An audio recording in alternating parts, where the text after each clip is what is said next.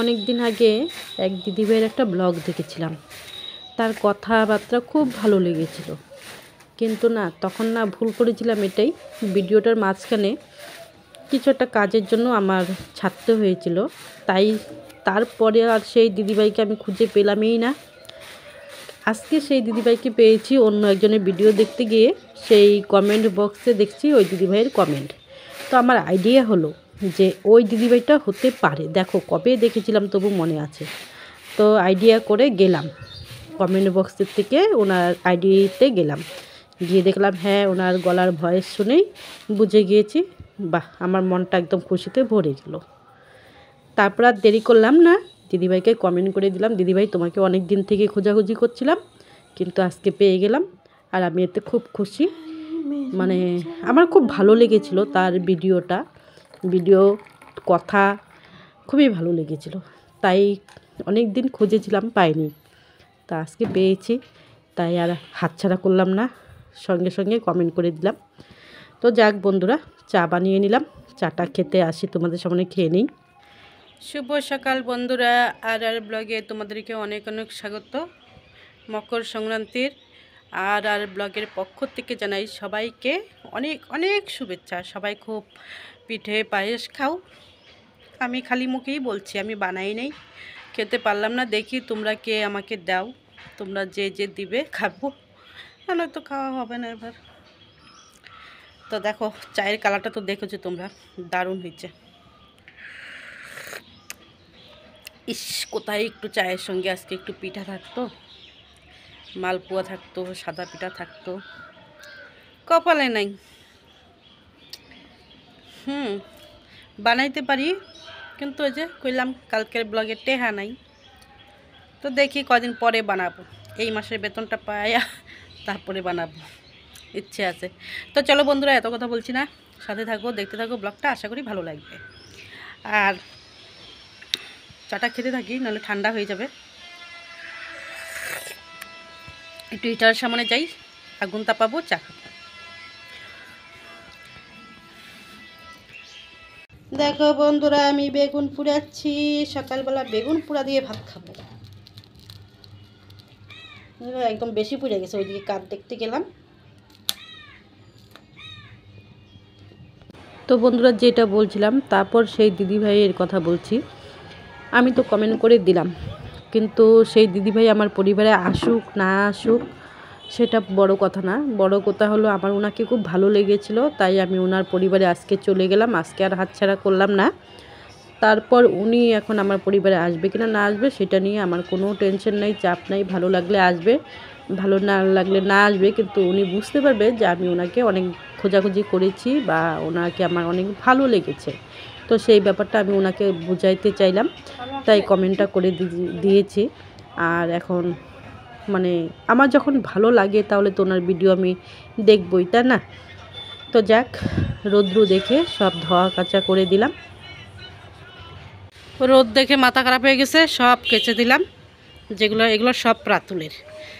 আর রাহুলের সোয়েটার টোয়েটার আছে, ওইগুলো কাচবো এখন, সকালে খাবারটাকে খায় নিই। ওইগুলো চান করার আগে কাচে দিব, কারণ ওগুলো সোয়েটার এখন কাচলেও শুকাবে না, তো চান করার সময় কাচে দিব। তো বন্ধুরা দেখো, বাসি ভাত আর বেগুন পোড়া দিয়ে নিয়ে নিলাম। কড়কড়া ভাত দিয়ে বেগুন পোড়া কিন্তু খুব দারুণ লাগে। তো এটা আমাদের আজকে সকালে খাওয়ার। আর বাসি ভাতটা এখন না খেলে আর খাওয়া হবে না, তো নষ্ট করে কী লাভ, অনেক ভাত রয়েছে। তো খেয়ে নিই এখন। নে খা, হাত দো। দেখো বন্ধুরা, এখন আমার রান্না বান্না হয় না। এই যে আলু সিদ্ধ করে কালো জিরা ফোড়ন দিয়ে পেঁয়াজ দিয়ে ঝোল বানাচ্ছি, মাছের ঝোল, ছোটো ছোটো মাছ।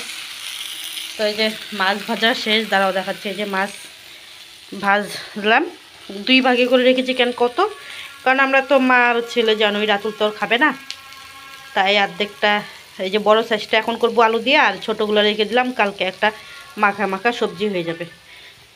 আর মাছটা সবসময় আনিও না আমরা, রাহুলের জন্য আনি না। এই দেখো,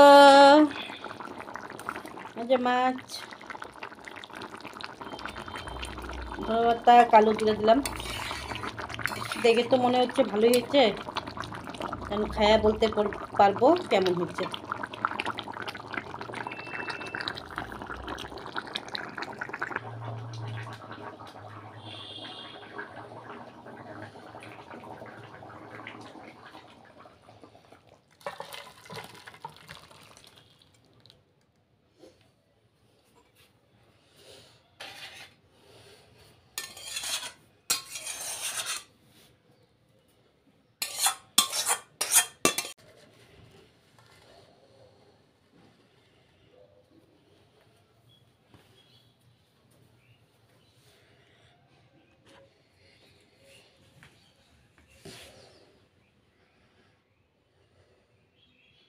সন্ধ্যা আমার প্রিয় বন্ধুরা, চাটা খাওয়া শেষ। তো মনটা খারাপ লাগছে। কোনো বার এরকম সংক্রান্তির দিনটা এইভাবে কাটাই না। আর কি বলবো, কি করে মানে দিন যায়, পরিস্থিতি খারাপ হয়ে যায়। ভাবি যে একটু ভালো হবে, আরও খারাপই হয়। বলার মতো ভাষা নেই। কারণ মনে জায়গা বানাইতে পারলাম না আমি। আমার মনে অনেক বন্ধুরা বসে গেছো, জায়গা নিয়ে বসে আছো, কিন্তু আমি কারোর মনে জায়গা বানাইতে পারলাম না। তাই কতটা অবাক লাগে। যেরকম আমার বাস্তব রিয়েল লাইফটা, সেরকম আমার ওয়াইটির লাইফটাও। আমার মনে সবাই জায়গা করে নিয়েছে, কিন্তু আমি কারোর মনে জায়গা করতে পারলাম না। খুব কষ্ট হয়। আজকে 1.5 বছর থেকে আছে ওয়াইটিতে। তাই ভাবি যাকে যার যেরকম চিন্তাভাবনা সে সেভাবেই থাকবে। খুব খারাপ লাগে মাঝে মাঝে, তাই বলে ফেলি। আমি বলি, জানি বলেও কোনো লাভ নেই। আমার এই কথায় কারোর মনে একটু সুড়সুড়িও দিবে না, আঘাত তো দূরে থাক। তো ছাড়ো, এগুলা বলে কয়ে নিজের মন মেজাজ খারাপ করা। একটা কথা ঠিকই আছে, তেল্লা মাথাতেই তেল ঠাসে। আজকে আমার সবার মনে আমারও জায়গা হতো, যদি আমার ভিউজটা বেশি হতো, আমার পরিবারটা সেরকম হতো। তাই এখন হয় 12-13 জন দেখে লোক, তো আমার জন্য আর কার মনে জায়গা হবে, তাই না? কারোরই হবে না।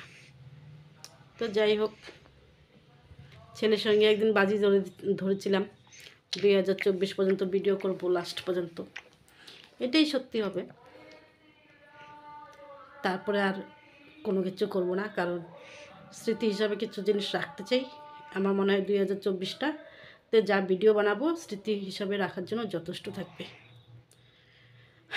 তো চলো, টাটা।